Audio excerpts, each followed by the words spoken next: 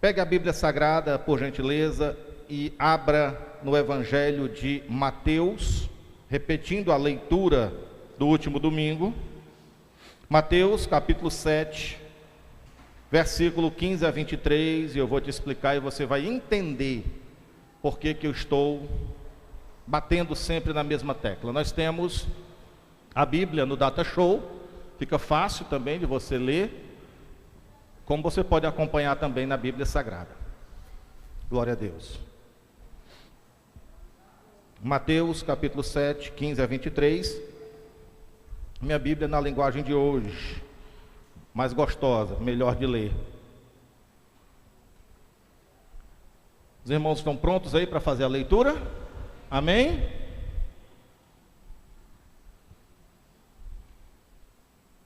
Guardai-vos dos falsos profetas, que vêm a vós disfarçados. Diga comigo essa palavra, disfarçados. Disfarçados em ovelhas, mas interiormente, por dentro, eles são lobos devoradores. Pelos seus frutos os conhecereis, não é pela aparência. Colhem-se porventura uvas dos espinhos ou figos dos abrolhos? Impossível. Cada árvore segundo a sua espécie. Assim toda árvore boa produz bons frutos. Porém a árvore má produz frutos maus. Uma árvore boa não pode dar maus frutos. E nem uma árvore ruim, má, pode dar bons frutos. Toda árvore que não produz o bom fruto é cortada e lançada no fogo. Portanto, pelos seus frutos, resultados, os conhecereis. Nem todo que me diz, Senhor, Senhor, entrará no reino dos céus, mas aquele que faz a vontade de meu Pai que está nos céus. Muitos me dirão naquele dia, Senhor, Senhor, não profetizamos nós em teu nome? Em teu nome não expulsamos demônios? Em teu nome não fizemos muitos milagres? Então lhes direi claramente, nunca vos conheci, apartai-vos de mim, vós que praticais a iniquidade. Sente-se de Bíblia aberta. Vocês que pecam e induzem os outros a pecar. É isso que está dizendo ali na última palavra. Tá certo? Apartai-vos de mim, vocês que pecam e ainda induzem os outros ao pecado. É isso que está escrito ali. Queridos, esse é o terceiro domingo que eu trago uma palavra dentro do tema. A verdade que liberta. E no bojo da mensagem eu estou combatendo heresias e desmascarando falsos profetas. Você vai entender, queridos, a razão disso. Pastor, tem tanta coisa para pregar? Tem. Mas, veja bem, pessoas que chegaram aqui hoje entristecidas, atribuladas, enfraquecidas, o Senhor já falou com você hoje aqui, ou não? Sim ou não? Já falou, não já? Amém. Glória a Deus. O Senhor já falou com você, só faltou ir aí pegar você pela mão, olhar dentro dos seus olhos e dizer, eu te amo, criatura, confia em mim. Glória a Deus. Mas esse assunto sobre combate às heresias, na teologia, é uma cadeira, uma matéria que nós estudamos chamada de heresiologia, estudo das heresias. Heresias no grego, airesis, no grego, que significa facção, separação, seita. Airesis, no grego. Ocorre algumas vezes essa palavra no Novo Testamento. Para se você não sabe, preste atenção o que é que a Bíblia fala sobre o combate às heresias. Eu vou ler aqui uma introdução. O combate às heresias, escuta bem, olha para cá, ocupa 1/3 do Novo Testamento, de todo o Novo Testamento, 1/3.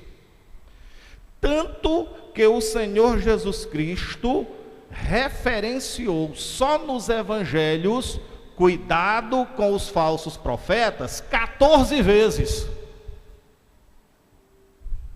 Só Jesus referenciou nos evangelhos cuidado com os falsos mestres, cuidado com os falsos cristos, cuidado com os falsos profetas. Só Jesus falou 14 vezes. É porque eu acho que ele julgava importante. Jesus Cristo e também os seus apóstolos trabalharam incansavelmente contra as heresias do seu tempo. Olha para cá. Quando o Senhor Jesus Cristo, no Evangelho de Mateus, capítulo 23, que é um capítulo bem extenso, ele ali faz um combate com os fariseus. E ele é duro, os chamando de hipócritas, raça de víboras, filhos do inferno. Combate a doutrina deles, doutrinas de homens. Eles começam com um problema que os fariseus tinham fora da palavra ainda o costume dos antigos. Esse era fora da palavra, como por exemplo, para eles era uma coisa inconcebível um judeu sentar na mesa para comer sem lavar a mão. É uma questão de higiene, mas para eles era uma questão de lei de Deus, e não é lei de Deus. A pessoa sentar na mesa ou se alimentar não tendo lavado as mãos é uma questão de higiene, mas não é uma lei de Deus. Mas os fariseus consideravam e fizeram disso uma lei, mas na verdade era apenas tradição. E Jesus os combateu dizendo que eles valorizavam demais as tradições inventadas pelos homens e rejeitavam o principal de dentro da própria palavra. Ele disse, vocês estão recriminando os meus discípulos porque comeram sem lavar as mãos. No entanto, vocês quebram a própria lei quando vocês tiram de dentro de casa um jovem ainda na idade de estar ajudando os seus pais, porque na lei judaica, na lei civil judaica, o jovem tinha que ficar em casa até os 30 anos, trabalhando para sustentar os seus pais, para pagar, tá certo? A comida, a roupa, a estadia. O negócio era bem interessante. Só saía de casa após os 30 anos de idade. Por que você acha que Jesus ficou em casa até os 30? Porque Jesus tinha que cumprir toda a lei. Aleluia. Mas os fariseus tiravam os jovens de dentro de casa na idade dos 20, 21, 22 e desamparava as famílias, desamparava as viúvas, tirava os jovens na idade de estarem abençoando seus pais. E eles diziam: não, está tudo certo, esse jovem vai trabalhar para mim. Quer dizer, fazia do jovem um servo, um escravo, um trabalhador, e dizia: não, mas ele está prestando um serviço, é um sacrifício que ele está fazendo a Deus. Mentiroso, ele estava explorando o rapaz, tirou de dentro de casa e estava colocando o rapaz para ser servo dele e trabalhar para ele de graça, fora da idade de ter saído realmente de casa. Presta atenção. Mas eles ensinavam isso como se fosse palavra de Deus.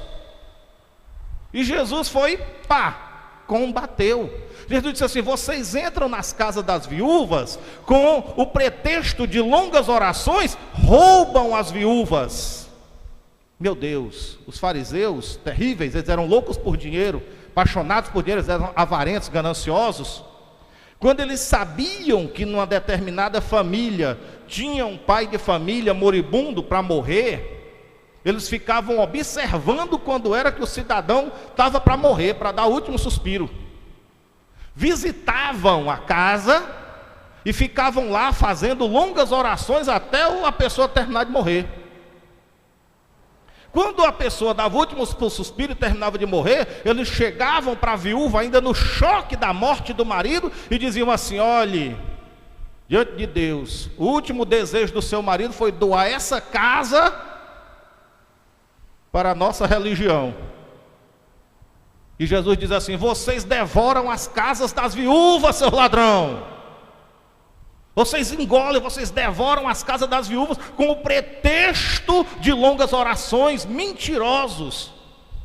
E uma mulher naquela época, uma viúva que não tivesse quem a amparasse, ela virava mendiga de rua. Não existia negócio de previdência, não existia INSS, não existia aposentadoria, não existia nada não. Ou tinha alguém para cuidar, ou virava mendiga na rua. Perdia a casa que morava porque eles tomavam. Cadê o amor de Deus? Cadê o amor de Deus nisso? E Jesus combateu isso. Então esses caras que faziam isso, eles eram o quê? Hereges, mentirosos. Eles usavam a palavra de Deus como pretexto para se dar bem, para enricar, para tomar o que era dos outros. E Jesus os combateu. Se você lê muitas partes da palavra, principalmente Mateus capítulo 23, você vai ver Jesus num embate ferrenho contra eles. O que era que Jesus estava fazendo? Combatendo as heresias da sua época. Por quê? Porque eles ensinavam deturpando a palavra. E Jesus disse: olha, se um cego guiar outro cego, os dois caem num buraco. Vocês giram o mundo todo atrás de fazer um discípulo, um prosélito, e depois que conseguem, fazem um discípulo, fazem dele, do discípulo, 2 vezes mais perdido. E Jesus ainda usou a expressão: 2 vezes mais filhos do inferno do que vocês mesmos. Vocês estão me entendendo, queridos? Então Jesus estava dizendo o quê? Eu estou tendo cuidado com as ovelhas. Eu estou tendo cuidado para que esses caras não façam mais discípulos, porque os discípulos deles estão tão perdidos quanto eles. Jesus estava preocupado com as vidas, com as almas, com as pessoas, com o rebanho. E com isso ele estava combatendo os falsos profetas dos seus dias. Você consegue entender, queridos? Jesus fez isso. De formas que 1/3 do Novo Testamento é somente combate às heresias. O que é interessante é que, se é uma coisa tão importante que ocupa 1/3 do Novo Testamento, e capítulos inteiros do Novo Testamento, livros inteiros do Novo Testamento, como a Epístola de Judas, o irmão do Senhor, lá antes do Apocalipse, por que nós não vemos os líderes, pastores, mestres falando sobre isso? Nós não vemos as pessoas preocupadas em vacinar o povo, vacinar as ovelhas, para não cair na malha, nas garras dos falsos profetas. Então por aí, nos rádios, nas TVs, nos Facebooks, nos WhatsApps, nos YouTubes, estão por aí, tragando quem for mole, quem for beijo, quem não tiver conhecimento da palavra. Nós temos milhões de pessoas no Brasil seguindo falsas doutrinas. E eu não estou falando aqui de Testemunho de Jeová, Mórmon ou qualquer outra coisa, estou falando de evangélicos. Estou falando de evangélicos. E por que nós temos milhões de pessoas seguindo falsos profetas? Porque essas pessoas não foram ensinadas, não foram advertidas, porque o pastor delas não teve cuidado, ou quem sabe até, infelizmente, já conheceram o primeiro pastor, já falso profeta. É muita falta de sorte. Não é verdade? Mas eu continuo tendo cuidado com vocês, continuo zelando pela alma de vocês, tá certo? Se algum de vocês aqui, que em nome de Jesus isso não vai acontecer, mas se algum de vocês cair nas malhas dos falsos mestres, dos falsos profetas, a culpa não é minha.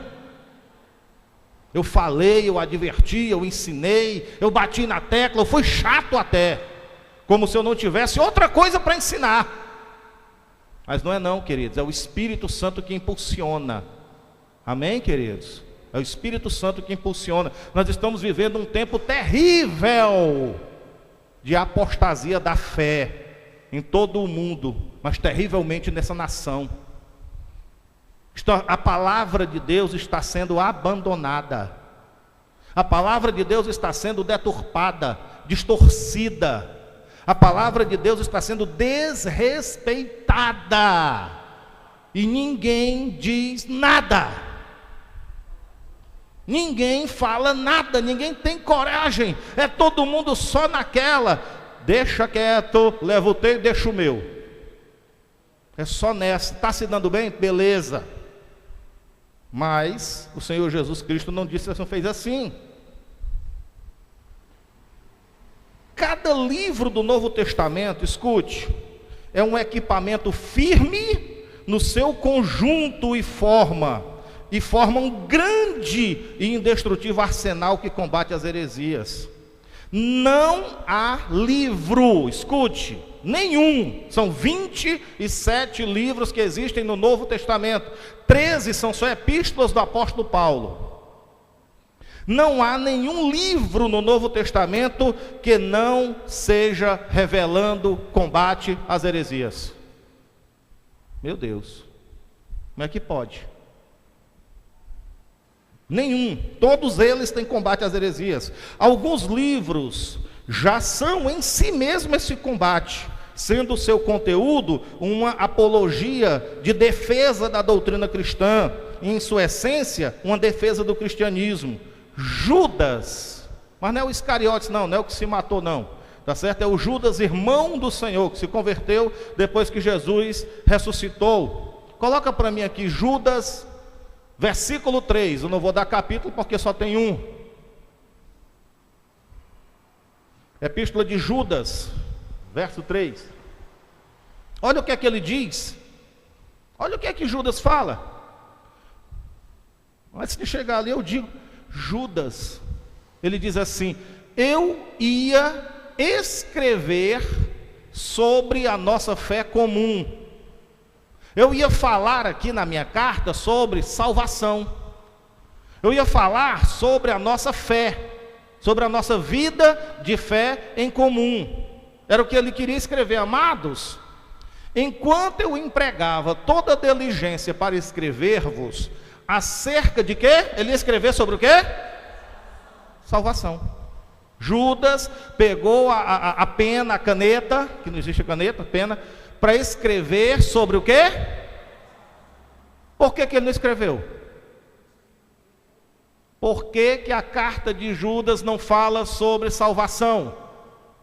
Ele diz que a intenção dele, quando pegou a carta para escrever, era falar sobre... Era a vontade dele. O que foi que o Espírito Santo fez? Levou ele para outro lado e para outro assunto. Salvação que nos é comum. Vírgula. Parei por aí. Senti a necessidade de vos escrever, exortando-vos a pelejar pela fé que uma vez para sempre foi entregue aos santos. O Espírito Santo levou ele para escrever uma carta combatendo heresias, combatendo falsos profetas e chamando a igreja para combater junto com ele. Interessante isso. É uma carta, é uma epístola inteira só de combate a falsos profetas e heresias. Deus se preocupa com isso? Sim. Eu já falei aqui outras vezes que perseguição não destrói a igreja do Senhor Jesus. Perseguição purifica a igreja. Perseguição filtra a igreja. Perseguição revela os verdadeiros cristãos, mas não acaba com a igreja. Mas as heresias destroem a igreja. As heresias desmancham a igreja, acabam com a igreja. É interessante isso. Por isso, e Deus sabe disso ou não sabe? Por isso Deus, na Bíblia, se preocupa mais pelo Espírito Santo em combater as heresias do que prevenir as perseguições.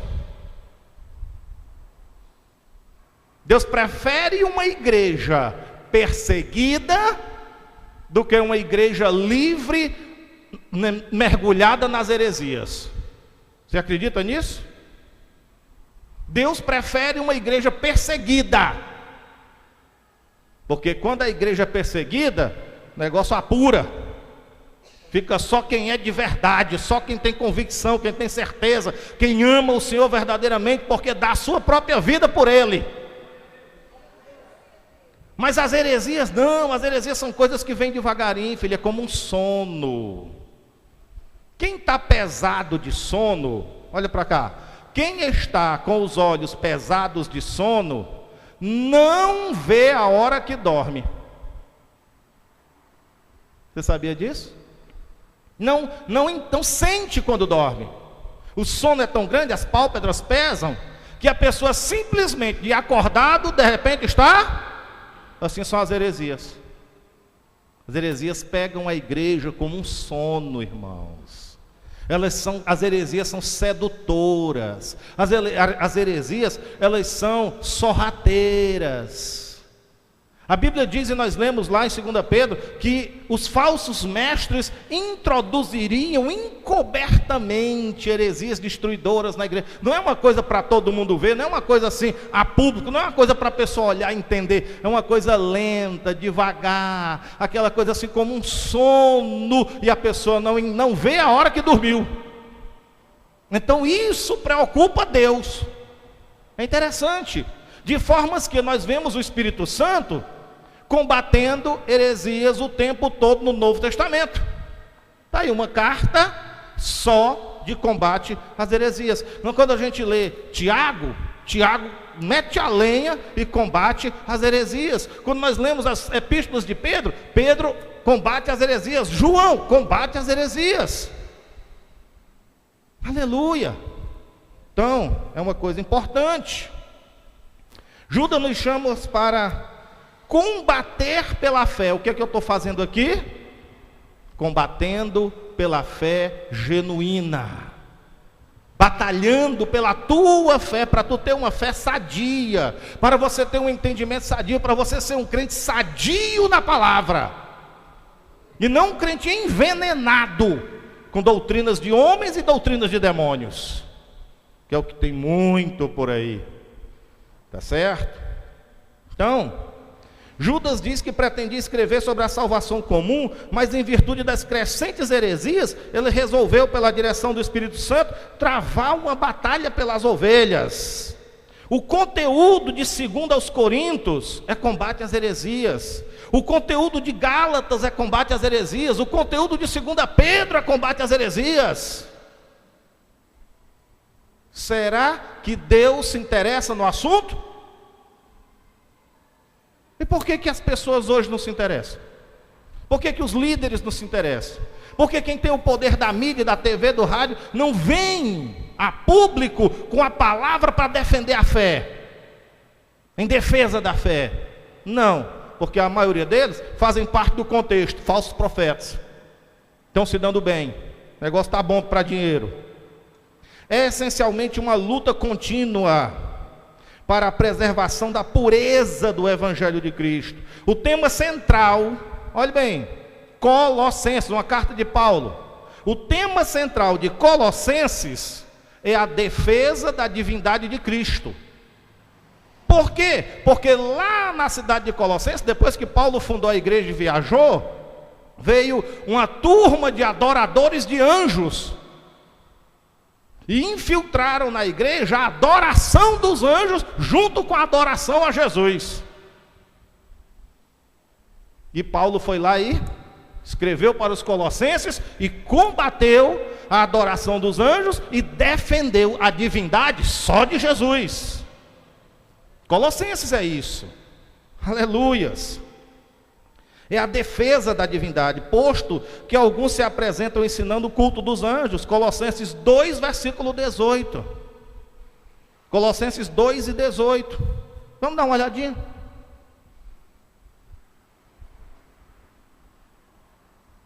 Ninguém atue como árbitro contra vós. Ficavam julgando a igreja porque não adoravam os anjos, afetando humildade ou culto aos anjos, culto aos anjos. Quer dizer, havia uma heresia que estava sendo introduzida sorrateiramente na igreja, para ninguém observar, que estava levando a igreja dos Colossenses a adorar quem? Está certo adorar os anjos? Os anjos têm que ser adorados? Então era doutrina de demônio, porque o único anjo que eu saiba que quer ser adorado, quem é?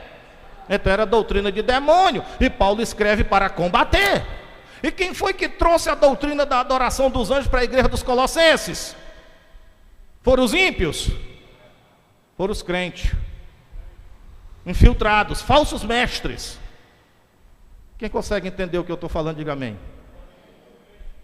Então hoje nós temos tantas heresias infiltradas no nosso meio, queridos. Tantas coisas que estão corroendo a igreja, que estão destruindo a igreja, que estão acabando com a fé das pessoas. Tem crentes dentro de determinadas igrejas há 10 anos e ainda não conhecem Jesus e nem ouviram o Evangelho. Não conhecem Jesus e nem ouviram o Evangelho há 10 anos. Como aconteceu o caso que a obreira Cláudia, a diaconisa Cláudia, minha irmã, já relatou, que ela conversou com uma determinada senhora, entre aspas, irmã na fé. Quantos anos? 17 anos de fé, 17 anos de crente, 17 anos dentro de uma igreja evangélica. E quando a minha irmã Cláudia, a diaconisa Cláudia, falou sobre coisas do Novo Testamento, sobre a graça, misericórdia, salvação e coisas do Novo Testamento, a irmã de 17 anos de fé olhou para ela admirada e disse: esse negócio de Novo Testamento tem na minha Bíblia também?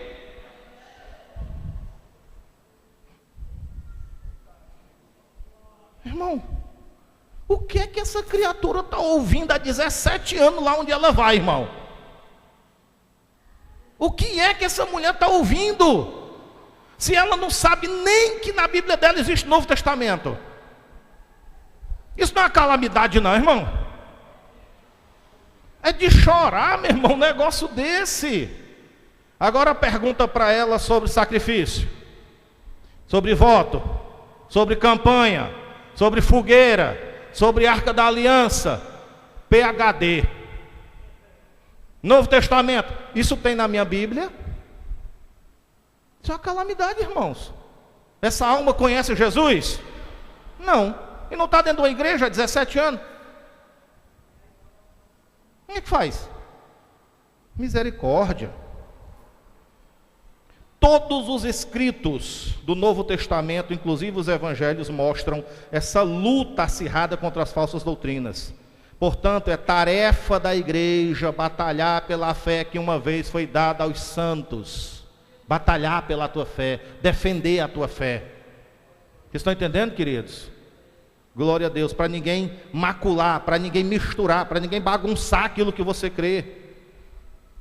E para manter também os cristãos na doutrina dos apóstolos, como está escrito lá em Atos capítulo 2, versículo 42, pois se nós não andarmos na doutrina dos apóstolos, não tem salvação para nós. Glória a Deus.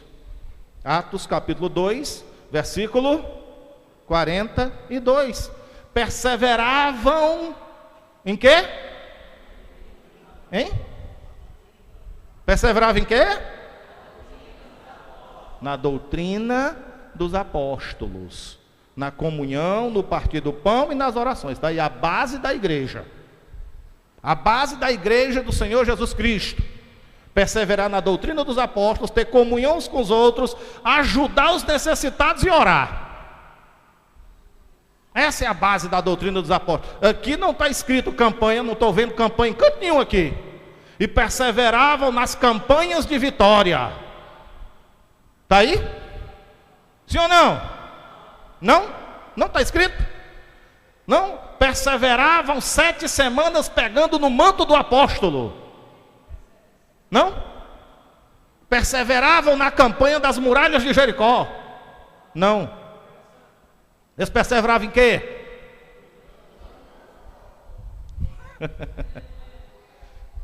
Base da igreja. A base da igreja. Vocês estão me entendendo, queridos? Acontece que se a doutrina dos apóstolos for pregada, não sobra espaço para campanha, não sobra espaço, olha para cá, para óleo ungido de Israel. Se a doutrina dos apóstolos for pregada, não sobra espaço para pegar no manto do apóstolo. Se a doutrina dos apóstolos for pregada, não sobra espaço para ninguém buscar água do Jordão, e nem pedra do Sinai, e nem réplica de arca. Não sobra. E nem para colocar fitinha no braço. Não. Por quê? Porque a doutrina dos apóstolos, ela purifica a igreja.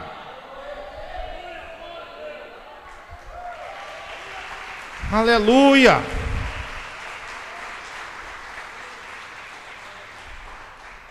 Eu vou dar mais uma ideia para vocês, tá? Dar um exemplo para vocês entenderem melhor sobre o perigo das heresias. Presta atenção, com muito respeito eu vou falar isso. Porque nós, evangélicos, evangelizamos os católicos? Por quê? Por acaso os católicos não são cristãos? São, eles creem em Cristo. Pelo menos na palavra, religiosamente falando, porque se for buscar no entendimento da palavra cristão, significa pequenos cristos, e são aqueles que realmente imitam o Senhor. Mas no geral, como nós conhecemos, católicos são cristãos porque eles creem em Cristo. Quem já foi católico aqui? Pode levantar a mão. Isso, acendedor de vela.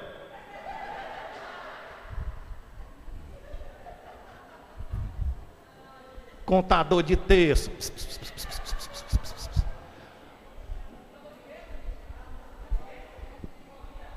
Contador de bolinha.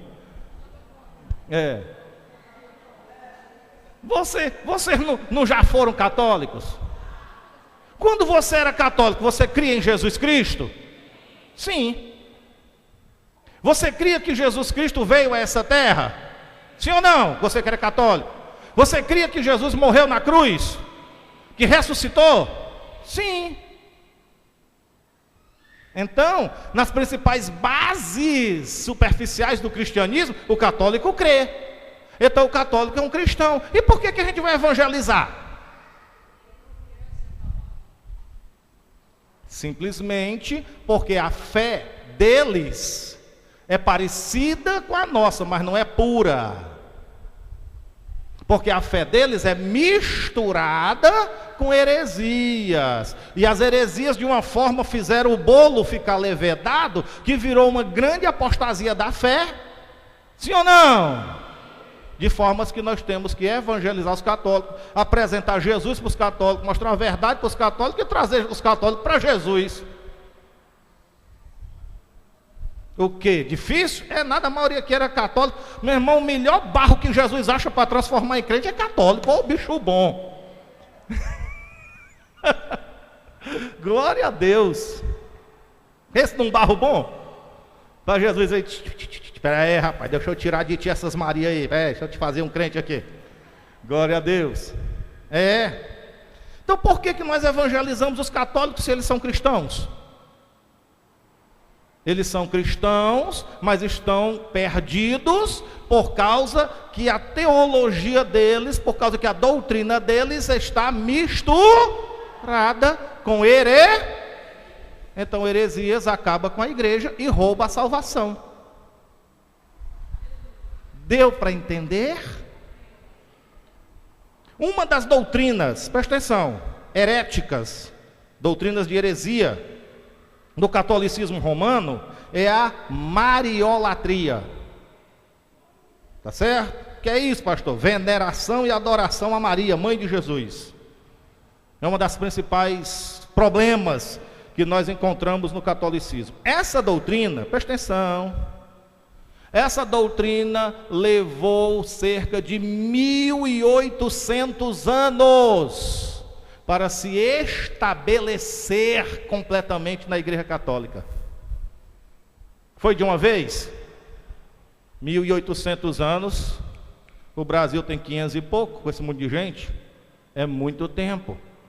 Não foi uma coisa assim rápida, aceita, imposta, foi uma coisa sorrateira, devagar, como um sono que foi pegando eles, até que eles adormeceram nos braços dessa heresia.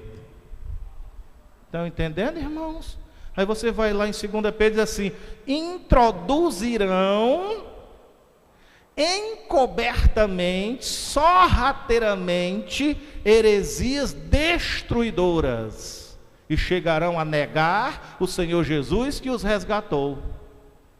E realmente a doutrina da mariolatria chega a negar Jesus como único Salvador, porque coloca também a mãe dele como intercessora e mediadora.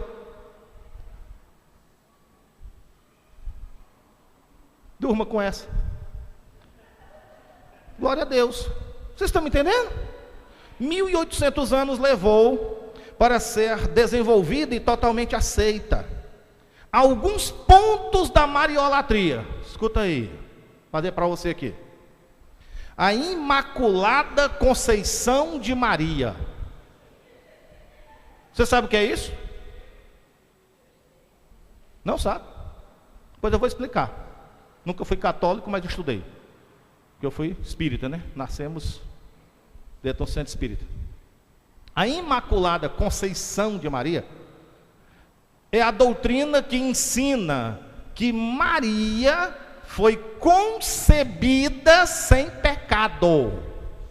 Não é só que ela concebeu Jesus sem pecado, não. É que ela foi concebida pelo pai dela e a mãe dela na barriga da mãe dela sem pecado. Que ela não tinha pecado nenhum e já foi gerada no ventre da mãe dela sem pecado. Isso chama-se doutrina da Imaculada Conceição de Maria. Vocês sabiam disso? Que católico tu era? Daquele que vai para a missa de domingo e domingo fica rodando na pracinha? Tá. Aí, essa doutrina ensina que Maria é santíssima, porque foi concebida sem pecado. Isso trazendo uma alusão e uma comparação a quem? Ao Senhor Jesus Cristo, que sim, a única pessoa que nasceu nesse mundo vindo de uma mulher, que foi concebido sem pecado, porque foi obra, milagre do Espírito Santo. Teve mãe, mas não teve pai da terra, pai do céu. Não teve participação de homem, portanto, para ele não passou o pecado de Adão. Jesus. Eles querem dizer que Maria foi igual. Concebida sem pecado. Como é o nome disso? Vamos lá. Romanos capítulo 3, versículo 23. Eu não tenho muito tempo para trazer muita Bíblia, mas eu vou dar só assim devagarinho, bem pouquinho, só para dar uma combatidazinha, só uma chulipa. Romanos 3 e 23 diz assim: porque todos menos Maria pecaram. Não? Não é assim que está escrito, não? Como é que está escrito? E destituídos estão da glória de Deus. Maria estava no meio? Então ela não é concebida sem pecado. Isso é uma heresia. Vocês entendem o que é heresia? São coisas pequenas, querido, coisas que parece que não fazem diferença. São coisas sutis que Satanás inventa e joga na igreja e faz a igreja dormir. É isso. Mais um pouquinho? Dentro da mariolatria eles também têm a doutrina da Assunção de Maria, ou Ascensão de Maria. O que é que eles querem dizer com isso? Eles querem dizer que assim como Jesus, depois que ele morreu, ressuscitou, passou 40 dias na terra, Jesus foi o quê? Assunto ao céu, foi levado ao céu vivo. Você sabe o que é que eles querem dizer? Que Maria também subiu ao céu do mesmo jeito que Jesus. Aí os muçulmanos pegaram carona e disseram: opa, se Maria subiu, Maomé também. Vai. Diz que ele subiu lá de Meca. Coitado, morreu de tuberculose. Até hoje ninguém sabe onde foi que o infeliz foi enterrado. Tá gravando não, né?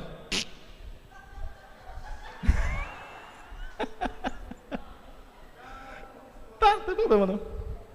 Glória a Deus. Aí vai. Mais um pouquinho? Vamos lá? A perpétua virgindade de Maria. Virgem, presta atenção. Virgem antes, durante e depois do parto. Por onde foi que o menino passou, Jesus? Nasceu de um espirro. Atchim! Jesus!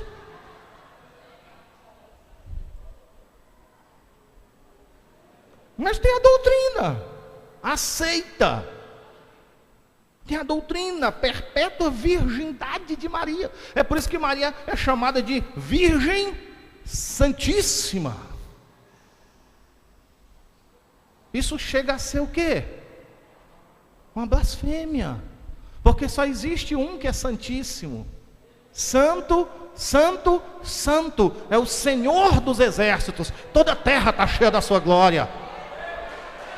Aleluia.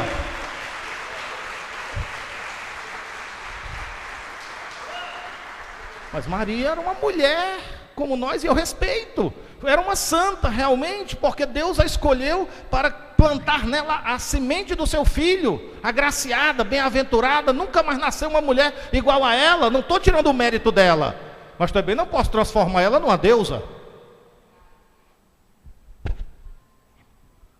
1800 anos para isso aqui entrar na teologia católica. Foi devagarinho, não foi? Não foi? Deu confusão, deu briga, mas acabaram vencendo. Perpétua virgindade de Maria. Vamos ver se a Bíblia confirma isso. Mateus capítulo 12, versículo 47. Disse-lhe alguém: eis que está ali fora quem? Acompanhado de quem? E procuram falar contigo. Como não dá para apagar isso da Bíblia, que está em toda a Bíblia, eles deturpam dizendo, está dizendo que é irmãos, mas na verdade são primos. É uma heresia para cobrir a outra. É uma mentira para cobrir a outra. Ela teve outros, e eu tenho certeza que não nasceram de espirro.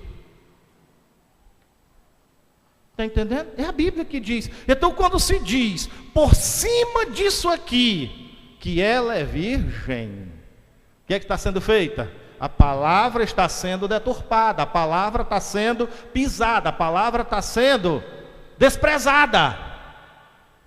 E isso chama-se apostasia da fé, abandono da fé genuína, verdadeira, que é baseada em quê? No Evangelho e na doutrina dos apóstolos. Está entendendo? Glória a Deus. Mateus capítulo 13, versículo 55. Mateus 13, 55 diz até o nome dos bruguelos que nasceram, rapaz. Dos cabeçudinhos. Não é esse o filho do carpinteiro? Estão falando de Jesus. Não se chama sua mãe Maria? Miriam? E seus irmãos, olha o nome dos homens: Tiago, José, Simão e Judas. Como é que eu posso sustentar que essa mulher morreu virgem?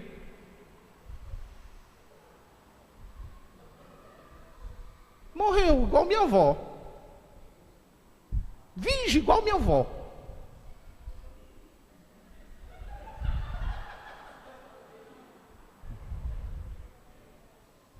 Teve uns 18 meninos. Não posso. Mas por cima de pau e pedra, por cima da palavra, por cima de tudo, eles sustentam. Como é o nome disso? Heresias. Vocês estão entendendo o que é heresia? Isso é destruidor? Isso acaba com a igreja? Isso destrói a fé? Sim. Glória a Deus. Maria como mediadora e intercessora. Meu Deus. O que é que a Bíblia diz? Eles dizem que Maria, a gente vai, presta atenção, como é que funciona? A gente vai até ela, que ela é mais misericordiosa, para ela nos levar até o Filho. Não é assim? Isso chama-se mediação, intercessão. Alguém que faz a ponte. Intercessão quer dizer ponte. Tá certo? É alguém que faz a ponte. O que é que está escrito lá em Atos capítulo 4, versículo 12?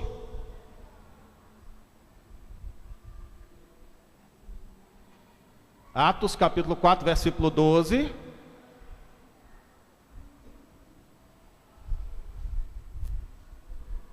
E em nenhum outro, olha aí, igreja, ó, em nenhum outro há salvação, porque debaixo do céu nenhum outro nome há dado entre os homens pelo qual devamos ser salvos, somente o nome de Jesus.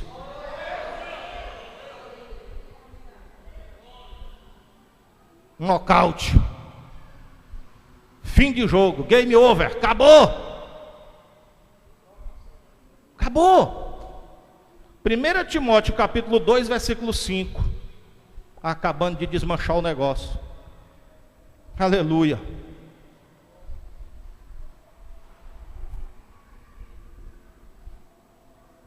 Porque há um só Deus, amém?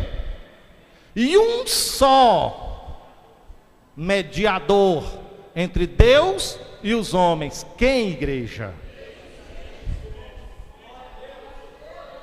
Só. Como é que uma doutrina dessa se sustenta? Fora da palavra.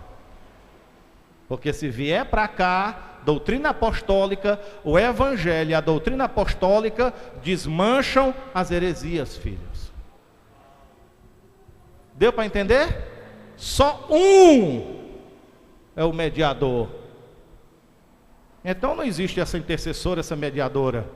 Para ela, olhe mais onde é que... Isso até parece ser uma coisa simples, mas se torna uma blasfêmia, uma negação da fé. Eu vou te explicar por quê. Presta atenção onde é que entra o peso dessa heresia. Escuta, olha para cá. Para Maria ser intercessora, ela precisa ser elevada à categoria de deusa.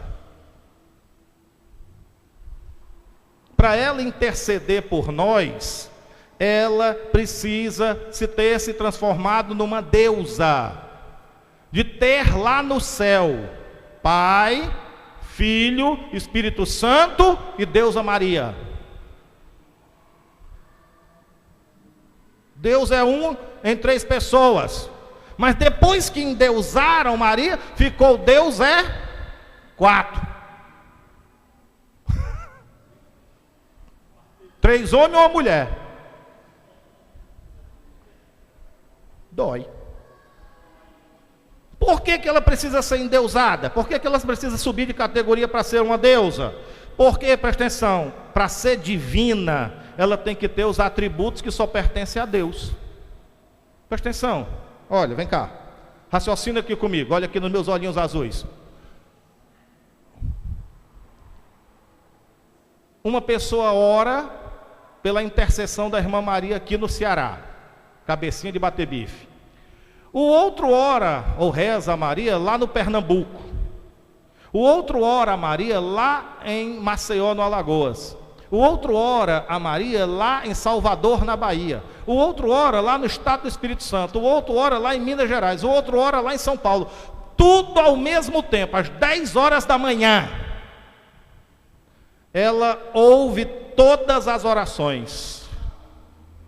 Para ela ouvir todas as orações, ela tem que ser o quê?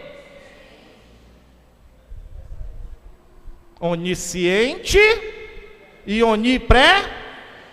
é uma deusa. Porque o que eu saiba, o que faz de Deus, Deus são os seus atributos imutáveis, porque só Deus é santíssimo, santo, santo, santo, só Deus é onisciente, só Deus é onipresente, só Deus é onipotente. Fora disso é heresia.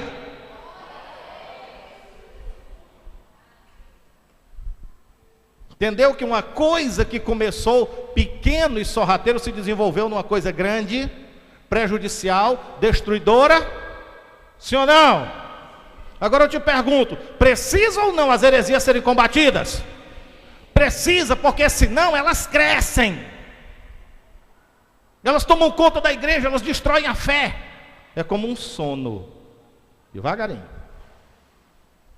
Está entendendo, irmãos? Glória a Deus. Agora eu vou aqui, dá tempo eu dar um chute na canela de vocês. Se os católicos, por crerem nessas coisas, precisam de conhecer a verdade da palavra, precisa ou não precisa? É para isso que a gente evangeliza os católicos, é ou não é? Precisa conhecer a verdade da palavra para ser liberto e conhecer Jesus de verdade, segundo as Escrituras, para realmente serem salvos. Porque enquanto eles estiverem envolvidos nessas heresias, eles estão em apostasia da fé e eles não têm salvação. Porque a salvação está servir a Jesus de acordo com o Evangelho e o que mais? A doutrina dos apóstolos. Vocês entenderam isso? Muito bem. Se eles precisam então ser libertos e conhecer Cristo segundo as Escrituras para realmente serem salvos, por que que esse mesmo entendimento não pode ser aplicado aos evangélicos e aos crentes que estão crendo em heresias?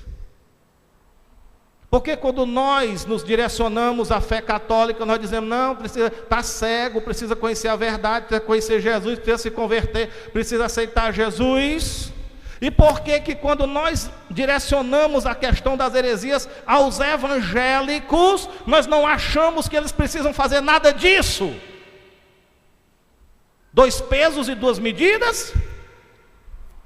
Quando nós queremos começar a consertar as heresias no meio evangélico, se levanta um monte de gente dizendo assim, irmão, tenha misericórdia, tenha amor no coração, pare de julgar o irmão. Julgar o católico eu posso, porque eu sei que ele está mergulhado nas heresias. E as heresias dos crentes? Hein? Da mesma forma como as heresias destruíram a fé católica e tiraram, roubaram deles a verdade, e com a verdade roubaram a salvação deles, realmente precisam se converter, conhecer a verdade e aceitar Jesus. Da mesma forma roubam a fé do evangélico, roubam a verdade do evangélico e roubam a salvação do evangélico. Heresia é heresia, não importa onde ela esteja, na católica ou na evangélica. Heresia destrói a fé, igreja. E agora, precisa combater ou não as heresias? E por que que quando nós falamos de heresias evangélicas, fica todo mundo com o pé atrás? Porque é do nosso grupo? Porque é do nosso lado? Não, irmão, deixa, cada um vai prestar conta diante de Deus, é só o que a gente ouve, e ninguém faz nada.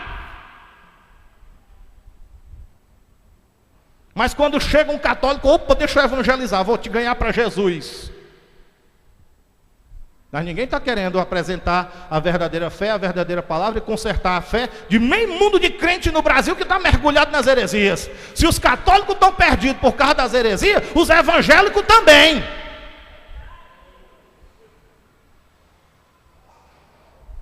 Quem entendeu? Entendeu? Não, pastor, eu não concordo, então nunca mais evangelize um católico na sua vida. Nunca mais.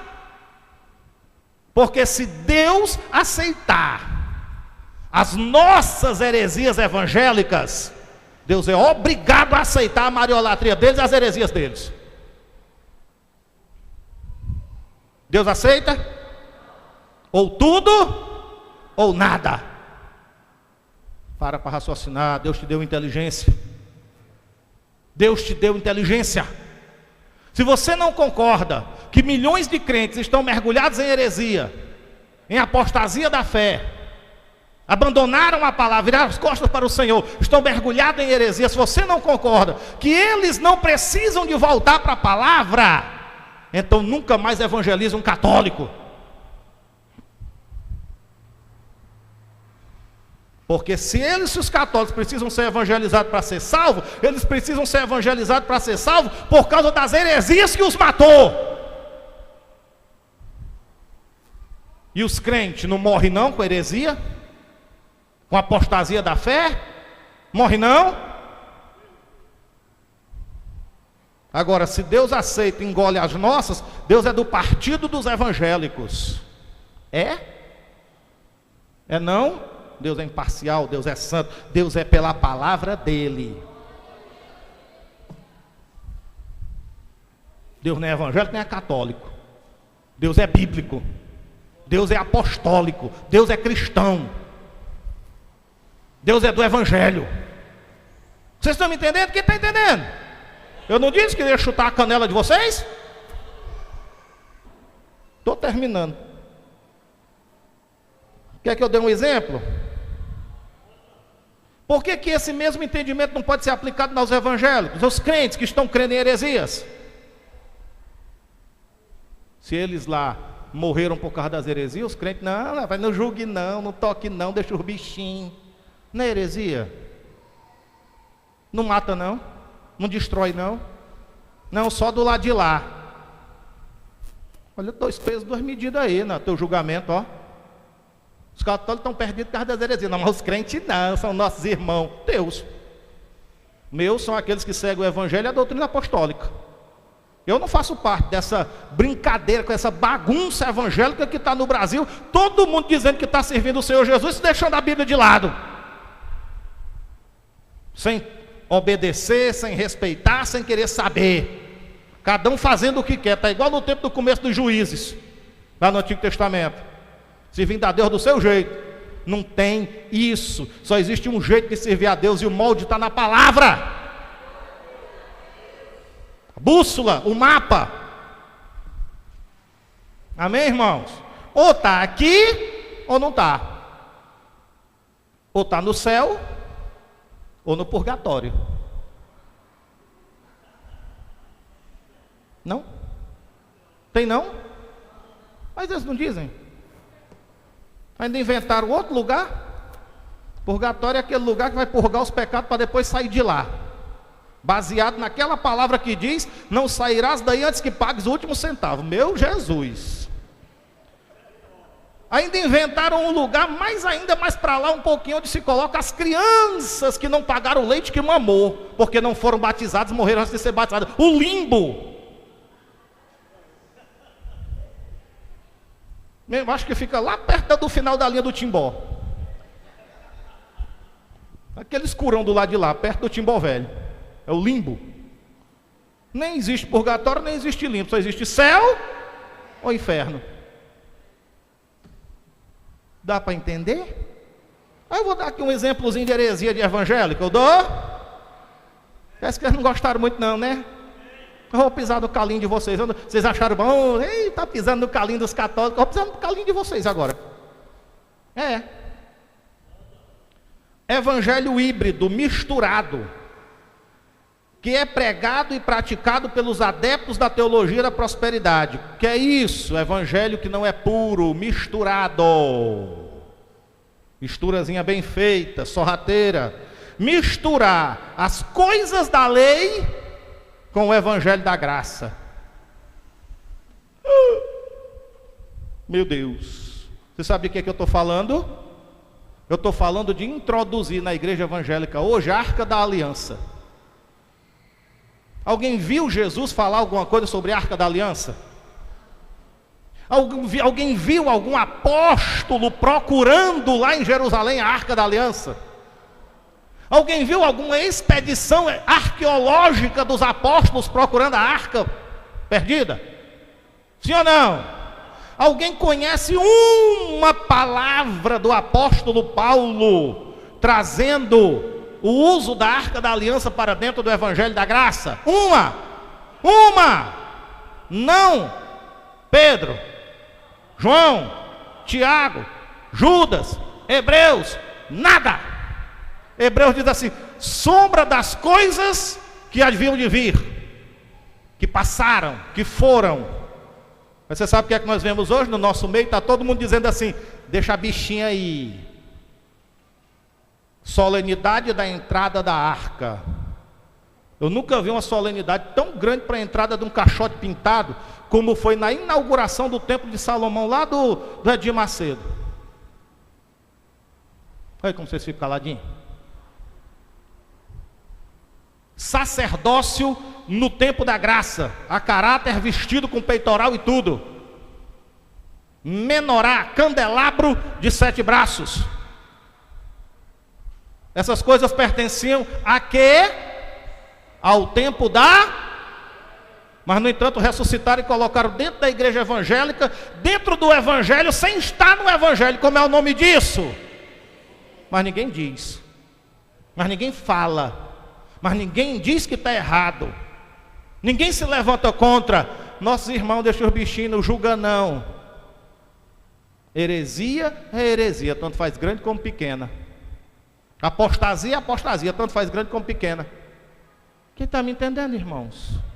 Agora, se Deus vai ser do partido dos evangélicos e vai ignorar a sua palavra e aceitar no tempo da graça a volta dos utensílios da lei, Deus é obrigado a engolir a malhoratria católica. E agora? Como é que fica? Ele vai engolir?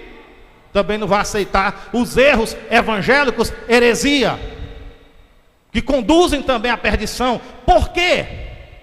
Ah, pastor, o que é que custa? É um arcazinho, um caixotinho, custa nada não, aquilo se acaba. Pois é, não? Pois vamos para a palavra. Vamos para a palavra. Gálatas capítulo 1, versículos 6 a 8. Gálatas capítulo 1, versículo 6 a 8. Que é que diz o apóstolo Paulo? Por isso que eu disse para vocês convidarem pessoas. Quem é que está pregando assim hoje? Quem tem essa coragem, essa ousadia? Paulo disse assim no versículo 6: estou admirado, está falando para uma igreja evangélica, igreja que ele mesmo fundou. Estou admirado de que tão depressa estejais desertando, passando, deixando daquele que vos chamou na graça de Cristo para outro evangelho. Olha aí Paulo combatendo heresias. E você sabe qual era a heresia que ele estava combatendo?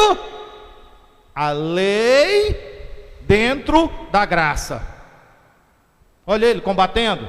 O qual não é outro senão que alguns que vos perturbam. Ele chama isso de trazer a lei para a graça de perturbação.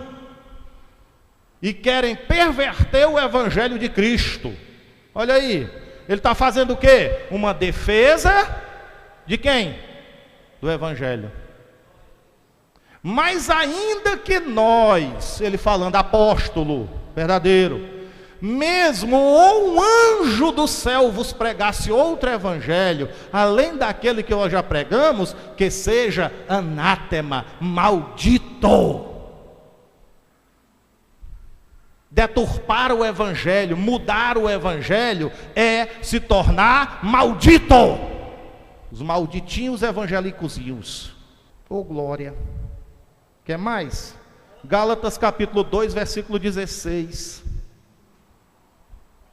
Paulo, está na tua Bíblia. Sabendo contudo que o homem não é justificado pelas obras da lei. Hoje em dia existe uma idolatria tão grande no meio evangélico com Israel. Terra Santa é tudo de Israel. O pessoal vão buscar lá o óleo, a água, a pedra. O que mais? Tudo no mundo de Israel. É uma idolatria horrível com Israel. Sabendo contudo que o homem não é justificado pelas obras da lei, mas sim pela fé em Cristo Jesus, temos também crido em Cristo Jesus para sermos justificados pela fé em Cristo e não por obras da lei. Eu não posso pegar a igreja e levar de volta para a lei. Você sabe por quê que eu não posso? Pois pelas obras da lei, nenhuma carne será justificada, fica sem salvação, perdido. Se alguém voltar, já estando na graça, no Novo Testamento, em Cristo, voltar para as coisas da lei, trazer as coisas da lei de volta para hoje, como se valesse alguma coisa, essa pessoa não será justificada em Deus. E se uma pessoa não é justificada em Cristo, essa pessoa está salva ou perdida? E por que ninguém diz? Só quer dizer que os católicos estão perdidos por causa das suas heresiazinhas. Heresia de católico leva para o inferno. Heresia de crente, irmão, não julgue. Ô amor grande esse que você tem.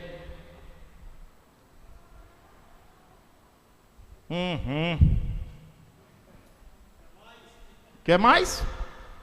Só um pouquinho? Gálatas capítulo 3, versículo 10 e 11.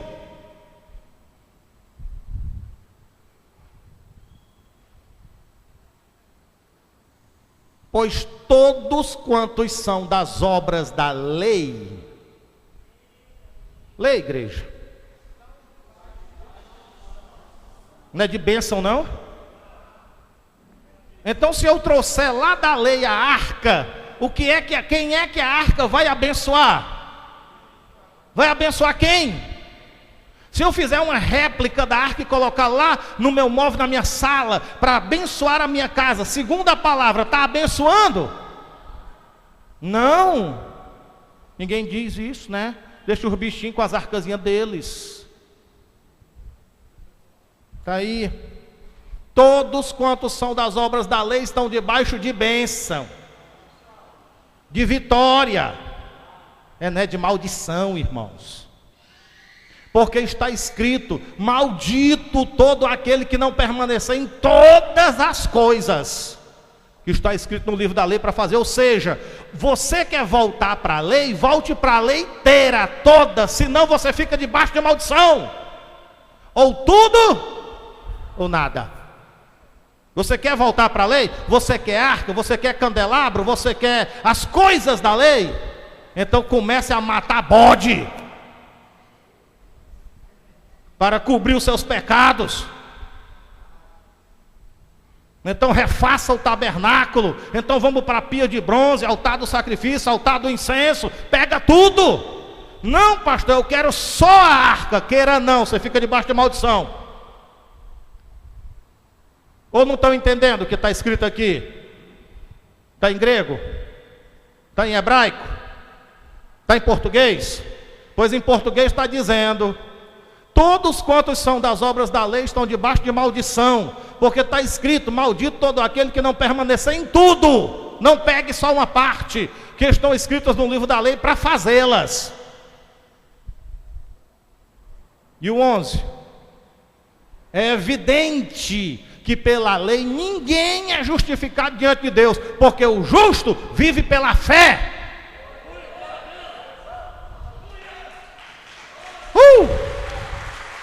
Em fé em quê? Só na palavra, crendo num Deus invisível, que não precisa ser representado por nada. Vocês entenderam, irmãos?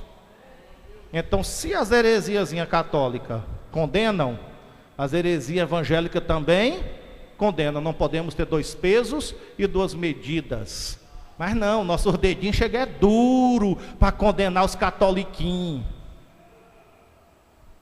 Estão condenadinhos, estão lascadinhos, vão para o inferno, tem que entender a verdade, tem que se converter. E os evangélicozinhos, tudo socado em idolatria também. Ah, mas não estão adorando imagem, mas estão adorando dinheiro, estão adorando gente, estão adorando pastor, estão adorando cantor, estão adorando cargos ministeriais. Ah não, Deus aceita o teu, o meu não. O meu é justo. O teu também? Também? Então dê glória a Deus e aplauda o nome dele, que ele é justo.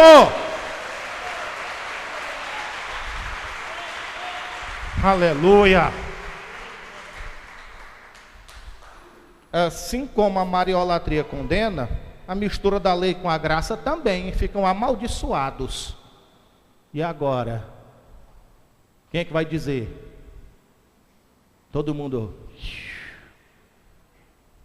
É tudo que o diabo quer. Porque heresia destrói a igreja. Perseguição fortalece. Mas qualquer um que se levantar para pregar essa verdade vai ser perseguido, como eu já sou. E vai ser perseguido por quem? Pelos próprios crentes, que não querem verdade, que não querem palavra. Por quê? Porque a mentira dá lucro. Vocês estão entendendo, irmãos? É muito mais fácil eu chamar você para uma campanha e dizer assim: irmã, leva essa arcazinha para casa que está consagrada e ungida, que lá todo de problema da tua casa vai se resolver.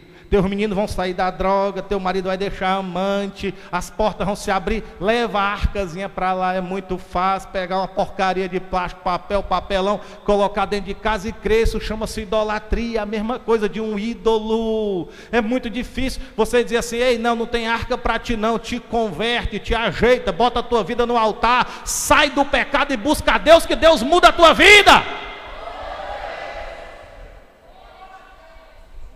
Mas levar uma arcazinha para casa é fácil, converter, difícil. Aí os homens não querem mandar ninguém se converter, pregar o evangelho, doutrina apostólica. Leva a arca, leva o sal, leva a fita, leva o óleo, leva não sei o quê. Mas não vê que não está só levando, está deixando muito mais do que o que leva.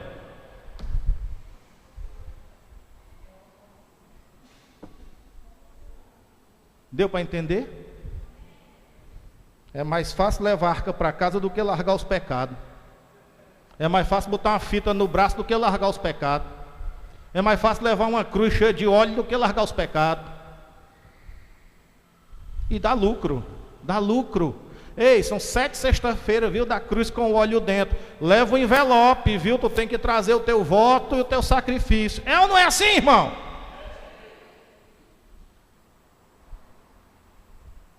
Heresia dá lucro, mas também leva para o inferno. Eu não tenho tempo para hoje, Vitão, sobe aqui. Eu vou pregar essa mensagem, essa aqui que eu estou pregando para vocês, no Facebook. Vou gravar, está tudo pronto lá em casa, mandei fazer um banner, mandei tudo direitinho, eu vou gravar lá de casa. E lá em casa, quando eu gravar, eu vou ter mais tempo e eu vou terminar o que eu não vou terminar hoje.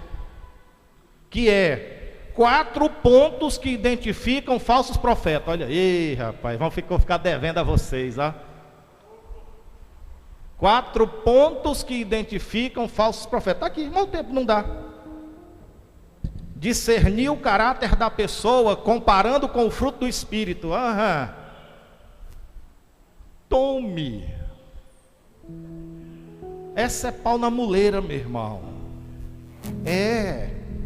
Honrar a Cristo em primeiro lugar e o ministério em segundo. O pessoal está honrando o ministério, fazendo de tudo pelo ministério, roubando, matando, mentindo, assassinando e ressuscitando pelo ministério. E Jesus, segundo plano. Não, meu ministério tem que sobreviver. Aí o pessoal inventa de faz qualquer coisa. Atenção. Observar os seguidores deles. Se os seguidores deles seguem a palavra ou seguem o homem. Porque quando os seus discípulos seguem o homem, mesmo contra o que diz a palavra, é sinal de que estão seguindo um falso profeta. Porque seguem o homem e não a palavra. Sinais. Eu explico isso aí melhor, vou gravar essa palavra. Não foi para o Face hoje, mas vai. Eu quero saber quem vai ter coragem de compartilhar esse negócio. Ixi, só os que deram glória a Deus, amém. Quem vai falar sou eu, rapaz, não é tu não, pode ter coragem de compartilhar. E por último, isso aqui são os 4 pontos que identificam falsos profetas. Observe a integridade dessa pessoa em relação ao trato com dinheiro. Como é que ele se relaciona com o dinheiro, hein? Ama o dinheiro, é doido por dinheiro, vende até a mãe na Lagoa da Parangaba por dinheiro, na Feira da Parangaba por dinheiro. Doido por dinheiro, inventa tudo no mundo por dinheiro. Diz que vai fazer coisas e não faz, diz que vai construir e não constrói, diz que vai fundar e não funda, e pede, é tudo mentira. E de quem é a mentira? De quem é a mentira?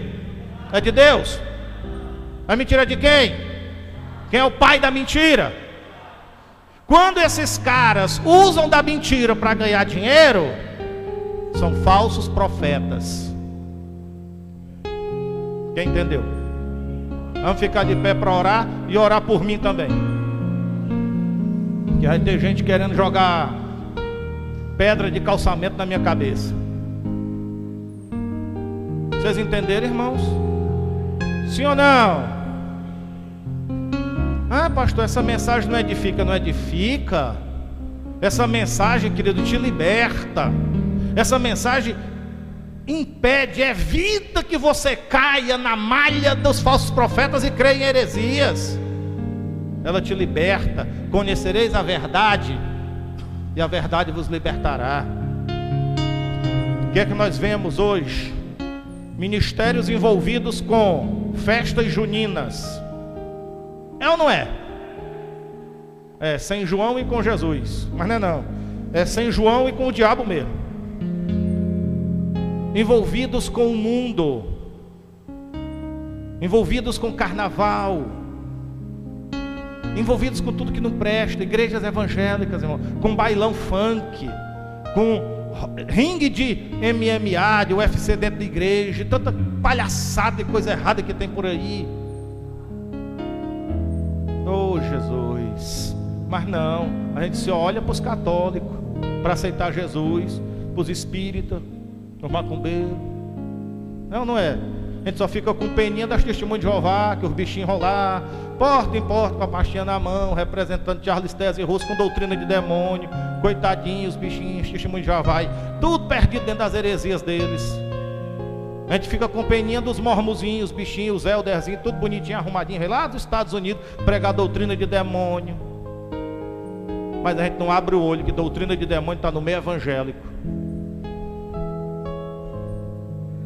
Também no meio da igreja. E ninguém, diz nada. Todo mundo caladinho. Vamos amar, irmãos, vamos nos unir. Eu sou unido com aqueles que têm a minha mesma fé. Eu me posiciono. Eu não faço parte do sistema corrompido, apóstata da fé que está aí no Brasil. Eu não faço parte disso. Eu me posiciono com essa palavra. Me dê a oportunidade, eu vou lá e ensino a verdade.